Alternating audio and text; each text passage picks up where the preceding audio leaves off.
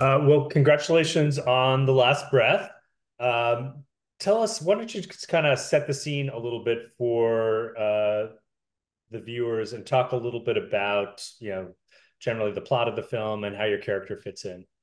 Yeah, so The Last Breath is about these bunch of scuba divers that go deep sea diving to an unexplored shipwreck, World War II shipwreck, and they inevitably get trapped inside, running out of oxygen, surrounded by sharks. So there's a guy called Noah who I play, who's the central character of the film. He's out in the Caribbean, working for a scuba diving school owned by Levi, who played by Julian Sands, and his friends come over on this kind of holiday scuba diving trip. And just before they arrive, Levi and Noah find this World War II shipwreck that they've been searching for years and years. So it's a lot of fun and games, claustrophobic and tense. What was the most, kind of memorable moment for you shooting the film? Probably, God, I don't want to give it away, but probably, I mean, work with Julian Sands massively. I mean, he's such an iconic guy, and he's part of the academy, and he's got years and years of experience. So me and him, I was a bit nervous. I didn't know if he was going to be a diva or if he was going to walk off set when he had his close up. But he was such a nice dude, and yeah, he really took me under his wings. That was good. And the second thing, the most memorable thing is. I had one scene without oxygen. I don't think I'm giving anything away here. And where I had to take my mask off. And that scared me so much that I started apnea training, which is, I don't know if you know what apnea training is. Apnea training, for anyone listening, is the training that freedivers use to train their lungs to hold their breath. So for weeks before the scene, I was apnea training every morning. And I was trying to train myself to hold my breath, and I could hold my breath for about 2.5 minutes, but that was like laid on my bed in the morning in the hotel room.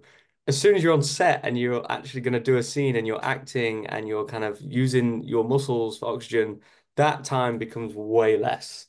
So that freaked me out because the set was so dark and it was scary, and the set still had ceilings. It wasn't like you could just go to the top.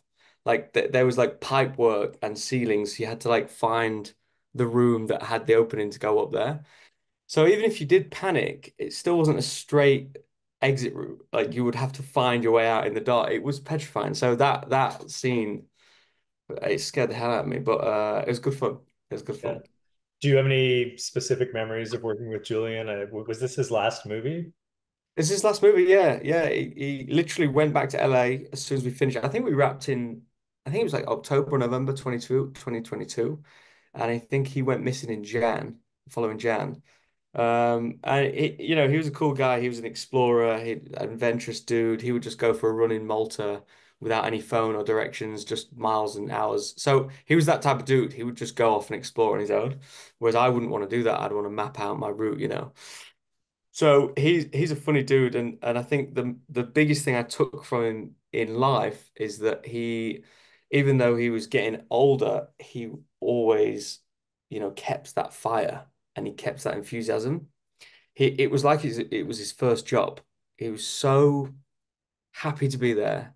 He was so enthusiastic, and I was just like really shocked. It was like a kid doing their first film. But one funny story is, oh my God, he's such a joker as well, like a prankster. We had these kind of little speedboats, these rubber dinghy speedboats that would drive us like, and you would go pretty fast. You jet all the way across the sea in the middle of the ocean to the big kind of set boat, and that's where everyone would get off and do the hair and makeup and whatever. And then we would have the picture boat where these dinghies would ship us from boat to boat or land.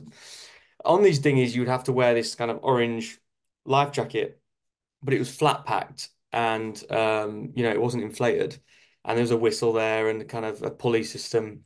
And Alex Arnold, one of the co-stars, he was struggling to get it on, and he was all like tangled up, and it was just like, and there was clips and stuff, and it was just him and Julian on the way to set on this boat, and he was all tangled, and Julian said, yeah, just you loosen it. You just pull that lever and you'll loosen it and you'll be able to slip it on. And he went, this one here. And he said, yeah.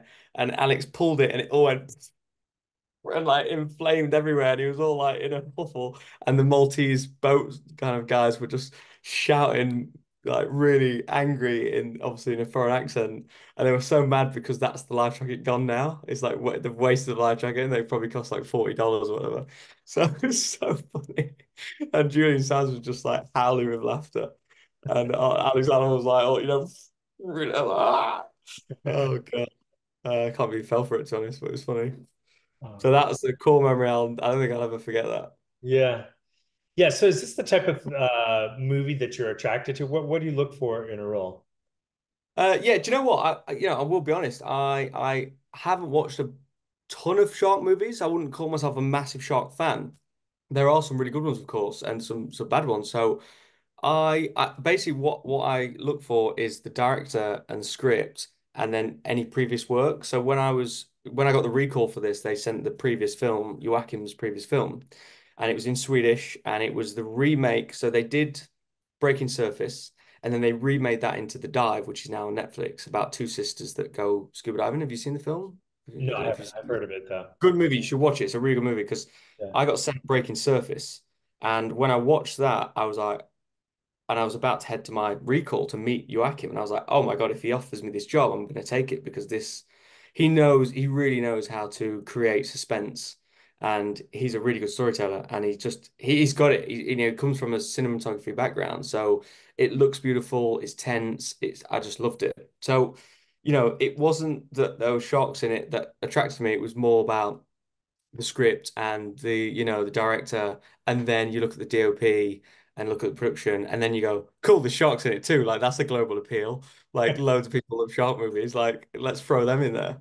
But I do see this movie as not completely a shark movie. Like a lot of people said to me, I see this kind of as a thriller, but there's just sharks added into it. It's not all about the sharks. It's more about this group of friends that have been trapped, basically. That's Mm. kind of how I see it. Well, Jack, congratulations on the film.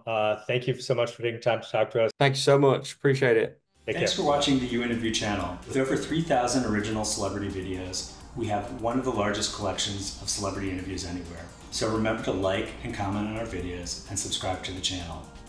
If you want to get more involved, you can become a member of the channel.